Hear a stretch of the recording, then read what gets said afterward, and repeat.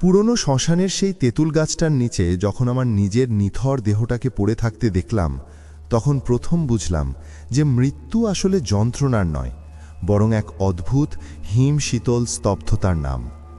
রাত তখন কত হবে জানি না, কিন্তু বাতাসের শোঁ শোঁ শব্দটা যেন আমার কানে বারবার বলছিল, তুমি আর আমাদের নও।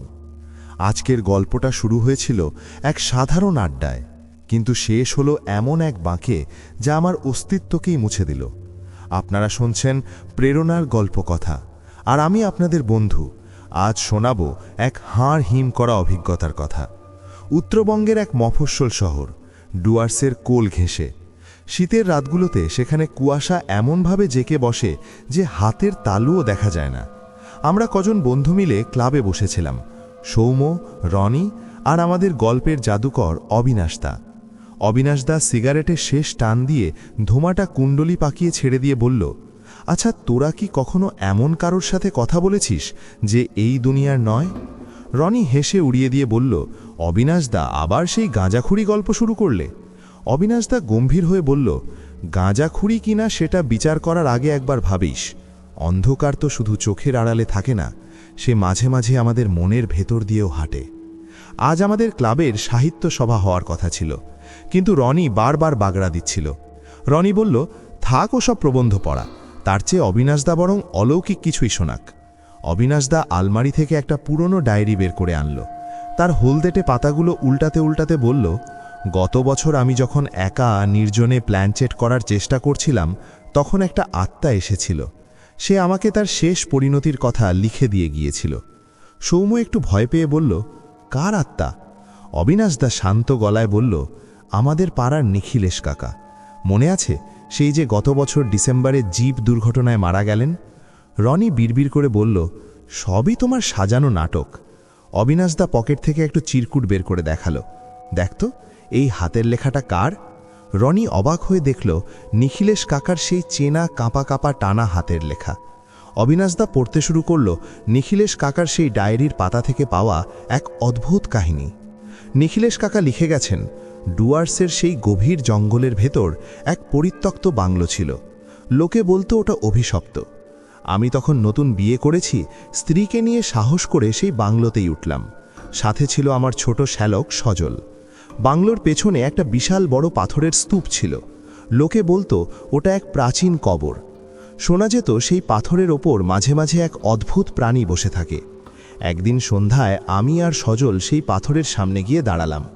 দেখলাম কালো কুচকুচে একটা নেকড়ে সদৃশ প্রাণী সেখানে বসে আছে, যার চোখ দুটো আগুনের গোলার মতো জ্বলছে। সজল বলল, জামাইবাবু, ওটা সাধারণ প্রাণী নয়, ওটা এই কবরের পাহারাদার। আমি নাস্তিক মানুষ, জেদ করে একটা পাথর ছুঁড়ে মারলাম ওই প্রাণীটার দিকে। প্রাণীটা একবার বিকট শব্দে আর্তনাদ করে অন্ধকারে মিশে গেল, কিন্তু তার সেই মণিহীন চোখের দৃষ্টি আমার ভেতরে এক অজানা শিরশিরানি ধনিয়ে দিল। সেই রাতে বাড়ির সবাই মিলে বাজি ধরল, আমি কি একা ওই নির্জন জঙ্গলের কবরের ওপর নিজের নাম লিখে আসতে পারব? জেদের বসে আমি রাত 12টায় বেরিয়ে পড়লাম, হাতে একটা টর্চ আর এক টুকরো খড়ি। কুয়াশার চাদর চিড়ে আমি যখন হাঁটছি, মনে হচ্ছিল চারদিকের গাছগুলো সব জীবন্ত হয়ে উঠছে। হঠাৎ মনে হলো আমার ঘাড়ের কাছে কেউ তপ্ত নিঃশ্বাস ফেলছে। পিছু ফিরে তাকাতেই দেখি সেই জ্বলন্ত চোখ দুটো। প্রাণীটা আমার পিছু নিয়েছে। আমি দৌড়াতে শুরু করলাম। দৌড়াতে দৌড়াতে বুঝতে পারলাম আমি আর চেনা পথে নেই। জঙ্গলটা যেন ক্রমশ সংকুচিত হয়ে আসছে। হঠাৎ একটা গর্তে পা পিছলে আমি অনেক নিচে পড়ে গেলাম। কতক্ষণ অচেতন ছিলাম জানি না, কিন্তু যখন চোখ খুললাম দেখি আমি এক পাহাড়ের গুহার মধ্যে, আর আমার ঠিক ওপরেই ঝুঁকে আছে সেই বিভীষিকাময় প্রাণীটি। তার মুখ দিয়ে লালা ঝরছে আর চোখে এক অশুভ আনন্দ।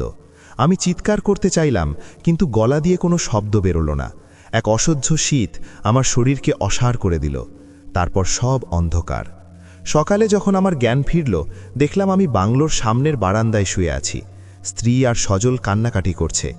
ডাক্তার এলেন, বললেন আমার প্রচণ্ড জ্বর আর নিউমোনিয়া। আমি সুস্থ হওয়ার চেষ্টা করছিলাম, কিন্তু আমার ভেতরে কোনো প্রাণ শক্তি অবশিষ্ট ছিল না। কয়েকদিন পর জানলার বাইরে তাকিয়ে দেখি আমার বাল্যবন্ধু দীপক দাঁড়িয়ে আছে। দীপক তো 5 বছর আগে এক ট্রেন দুর্ঘটনায় মারা গেছে। আমি অবাক হয়ে বললাম, দীপক, তুই এখানে? ও হাসল, এক করুণ হাসি। বলল, বন্ধু, তুমি তো নিজেকে খুব সাহসী মনে করতে, কিন্তু দেখো আজ তুমিও আমার কাতারে চলে এসেছো। আমি বুঝতে পারলাম না ওর কথা। ও আমার হাত ধরল। ওর হাতটা ছিল বরফের মতো ঠান্ডা। দীপক বলল, জানলার কাছে একবার নিজের প্রতিফলন দেখার চেষ্টা করো তো। আমি অনেক চেষ্টায় জানলার সামনে দাঁড়ালাম, কিন্তু এ কি, কাচের ওপারে শুধু ফাঁকা ঘর দেখা যাচ্ছে। আমার কোনো ছায়া নেই, কোনো শরীর নেই। আমি বিছানার দিকে তাকিয়ে দেখলাম সেখানে আমার নিথর দেহটা পড়ে আছে, আর আমার স্ত্রী তার ওপর মাথা রেখে অঝরে কাঁদছে। অবিনাশদা পড়া শেষ করে ডায়েরিটা বন্ধ করল। ক্লাবের ভেতরটা তখন নিস্তব্ধ, কারোর মুখে কোনো কথা নেই। রনি ঘামছিল। বাইরে তখন কনকনে হাওয়া বইছে। অবিনাশদা মৃদুস্বরে বলল, নিখিলেশ কাকা আজও মাঝে মাঝে সেই বাংলোর আশেপাশে ঘুরে বেড়ান।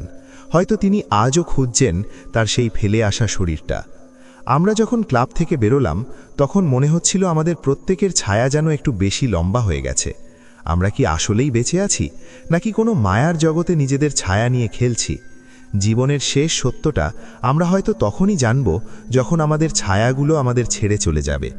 আপনারা কি কখনো এমন কোনো ছায়ার মুখোমুখি হয়েছেন যা আপনার চিরচেনা জগতের বাইরের? আমাদের কমেন্ট করে জানান। আজকের মতো এটুকুই। ভালো থাকবেন, সাবধানে থাকবেন। পরবর্তীতে আপনাদের জন্য আরও এক নতুন রোমাঞ্চ নিয়ে হাজির হবে আপনাদের প্রিয় চ্যানেল প্রেরণার গল্প কথা।